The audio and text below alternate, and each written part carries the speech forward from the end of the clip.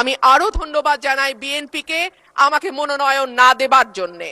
আমাকে মনোনয়ন না দেওয়ার কারণেই আমি বুঝতে পেরেছি বাংলাদেশের টেকনাফ থেকে তেতুলিয়া কত লক্ষ মানুষের ভালোবাসা, দোয়া, সহযোগিতা আমার পাশে ছিল। দল করা দূষণীয় কিছু নয়, কিন্তু দল না করলে যদি নিয়োগ না হয় সেটা দুর্ভাগ্যজনক। মাননীয় স্পিকার, আমি গভীর শ্রদ্ধার সঙ্গে স্মরণ করি দেশনেত্রী, 3 বারের সাবেক প্রধানমন্ত্রী বেগম খালেদা জিয়াকে, যিনি আমাকে স্নেহ দিয়ে রাজনীতিতে এনেছিলেন এবং আমি বিশ্বাস করি তার অপূর্ণতা এই সংসদে কোনো দিন পূরণ হবে না।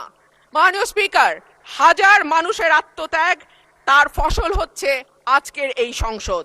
এই মানুষগুলো কারা যাদের আত্মত্যাগের বিনিময়ে আমরা আজকে কেউ মন্ত্রী, কেউ এমপি, কেউ সরকারি দল, কেউ বিরোধী দল হয়ে এসে সংসদে বসেছি?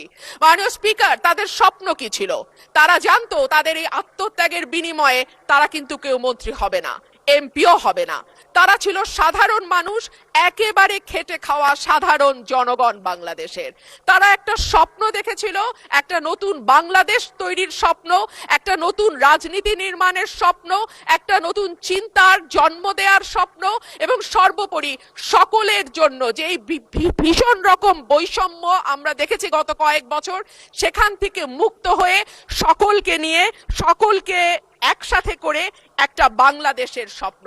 সেই সকল মানুষের কাছে আমি এবং আমি বিশ্বাস করি আমার সহকর্মী এই সংসদ সদস্যরা সকলেই কৃতজ্ঞ।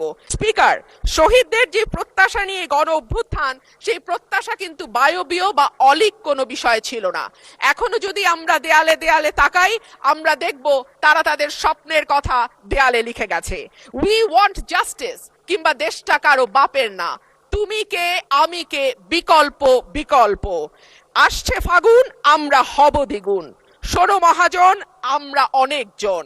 Change the rules, be a voice not echo. দিনে নাটক, রাতে আটক, নাটক কম করো প্রিয়। হামাক ব্যাটাক মারলু কেন? এমন হাজার প্রশ্ন, লক্ষ জিজ্ঞাসা। এই লড়াইটা কেবল একটা সরকার পরিবর্তনের লড়াই ছিল না মাননীয় স্পিকার। যেই কথাটি আমি বলেছি, একটা স্বপ্ন, একটা নতুন বাংলাদেশ, সকলকে নিয়ে সকলের বাংলাদেশ গঠন করবার একটা স্বপ্ন নিয়ে এই গণ অভ্যুত্থান হয়েছিল। মাননীয় স্পিকার, আমরা স্বপ্ন দেখেছিলাম ধর্ম, বর্ণ, জাতিগোষ্ঠী বা লৈঙ্গিক পরিচয়ের ভিত্তিতে কাউকে অপর বা আদার করে দেয়া হবে না। মাননীয় স্পিকার, আমি খুব বিনয়ের সাথে বলি, এই আন্দোলনের সম্মুখ সারিতে ছিলেন নারীরা। এক ঝাঁক নতুন প্রজন্মের তরুণ মুখ আমরা পেয়েছিলাম। সেই নারীরা 1 বছর পার না হতে হারিয়ে গেলেন কেন 7 জন নারী সাংসদের এই সংসদে? সেই প্রশ্নটা আমি আপনাদের কাছে রেখে যাচ্ছি। মিছিলের সামনের সারিতে নারীর প্রয়োজন হয়, পুলিশের টিয়ার শেল, লাঠিচার্জের সামনে নারী ঢাল হয়ে দাঁড়ায়। অস্থির সময় নারীর সাহায্য ছাড়া পার হওয়া যায় না, আর সবকিছু যখন ঠিক হয় তখন নারী হয়ে যায় ট্রোলের বস্তু।